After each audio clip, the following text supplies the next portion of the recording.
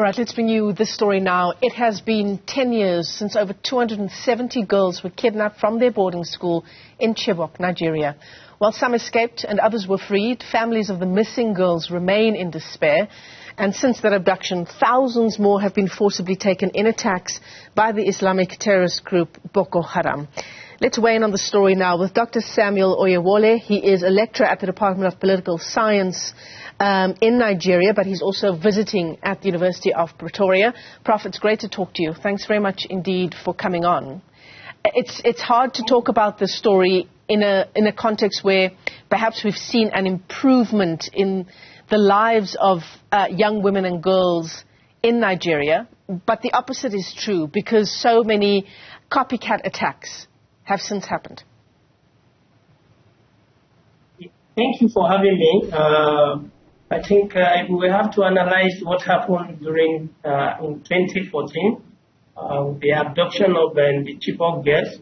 We have seen so many other cases like that that have been ordered again, showing that the government does not really draw sufficient lesson from the incident of the Chibok girls.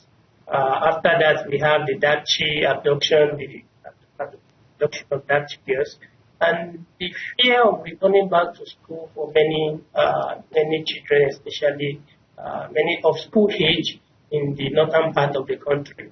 We can see the growing trend of out-of-school children in the country, especially in the northern part of the country, due to the enduring campaign of terror by the jihadist movement, the Boko Haram, as well as some of their allied group, as well as the recent wave of armed banditry in the northwest and north central part of the country. So this has been a major, one of the major threats against education, as well as the drive by the government and the international community to expand educational access to education in the region, as well as human development, human capital development in the northern parts of the country, especially. Is it fair to say, Dr. Oyewole, that the government is struggling to learn any lessons? I mean, if you look back now, it's been 10 years since the Chibok attack. What lessons have been learned, do you reckon? And so many lessons have been learned from the abduction in Chibok. Because if we look at it, many effort has been put in place, although not sufficient to deter, especially recent attack and kidnapping by Boko Haram and armed bandit groups. There are this conversation or popular opinion that the initiative like the local vigilante group has been placed in so many parts of the country, especially in the north. But despite this is insufficient to actually counter the threat of abduction as well as an attack by terrorists or armed bandits in the region. Again, increase in police presence has been noticed in many parts of the hotspots, as well as troop deployment to many of these hotspots, states that are considered to be hotspots. From 2018, some states that are initially out of the counter-insurgency operation of the Nigerian military have also witnessed rapid deployment of troops to some of these states, like in the northwest. So these have shown increase in military presence as well as other security, the activities of other security agencies. However, all these lessons have shown that despite the fact that security measures are deployed to all this region, we have seen increase in payment of ransom as well, despite the effort to undermine or under-publicize such measure. As reports have shown, actually, we can actually see that the release of 130, the later 130 Chibok girls is actually connected to payment of ransom, which the government actually denied at the time. So, but all these things shows that despite the fact that government is learning and trying to improve the quality and quantity of security presence in the region, the general insecurity in the region still endure, as well as, despite the progress, reduction in the capability and capacity of Boko Haram to carry out massive attacks, threats of terrorism, kidnapping, and banditry still endure in the region. So, despite lessons learned in all this process, we still have a record of threats that cannot be ignored at this moment. What's been the impact for young girls in the region, Prof, insofar as education is concerned? Well, many young girls are out of school, although we can also see significant level of resilience, especially among the rescued Chibok girls or the returnees.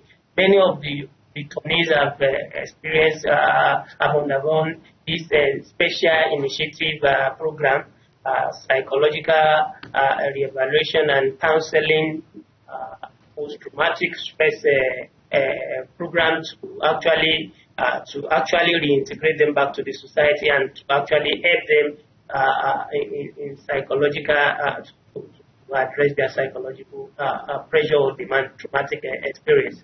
So this has actually helped many of them to return back to school. We can see testimony of many of them that has been reported recently, showing that they have returned back to school. That shows that they are example and they are becoming ambassador for as well as for publicity for young girls' education. Although this threat cannot be ignored at this moment. The threat is women or girls' education in the northern part of the country cannot, especially in the northeast and northwest. The threat still endure, but there's a significant measures to show that government is also putting in place efforts to encourage young girls. Especially, I think the government of Borno can also be commended in this area, especially in putting the Professor Zulum is also putting in place efforts to encourage girls as well as to revive education and schools that have been destroyed and all those stuff. And this is working in hand with the effort of the federal government to improve security in the region. So this bread and gun effort is actually paying off in a bit, although the threat still endure. And when you say security efforts are being put in place, particularly in the northern parts of the country, practically, is that police escorts to and from school? Can you come again? In terms of security efforts being put in place in particular parts of the country, especially the northern and northeastern parts, does that mean police being more visible in the region when young girls are at school, when they're traveling to school and back? Yeah, I think in most cases we have this arrangement of checking points, especially in many parts of the country. Checking point, military checking points at the point of entrance to a community and at the exit or the available network leading to that community. So in case of any threat, the incoming threat into the community, the military or joint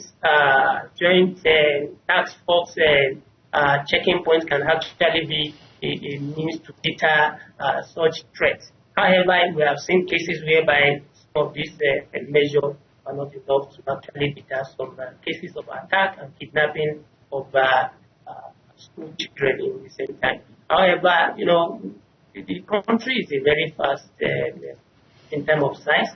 The size and with multiple communities that are available in different states, meaning that the military, the security agency are quite overstretched across territory. So many communities to defend and so many villages as well as a big city to defend in the region. So I think that is one of the major concern or challenges for the security. Yeah. Security agency are overstretched. Yeah, and it makes it incredibly difficult to say that there really is control over the issue. Just as a final parting shot from you, Prof, we've talked a little bit about how the young girls and women who managed to escape from the Chibok attack, how they are faring, and you say some of them are incredibly resilient in the face of what's happened to them. And one can sympathize with the families where those young girls have yet to be returned to them. Yes. I think another thing is that there are still about 80 Chibok girls that are yet to return back. The fate of many of these hostages or young girls are still largely unknown. There are case reports from a survivor about experience of bombing, killing of some of their sisters. However, we can't verify some of these claims.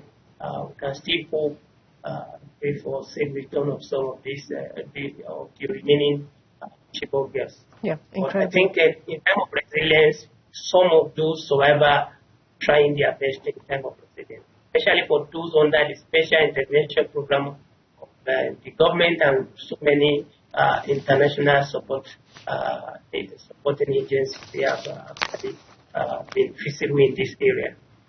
Dr. Samuel Oyewole, let me thank you for your time this afternoon. 10 years now since over 270 girls were kidnapped from their boarding school in Chibok in Nigeria.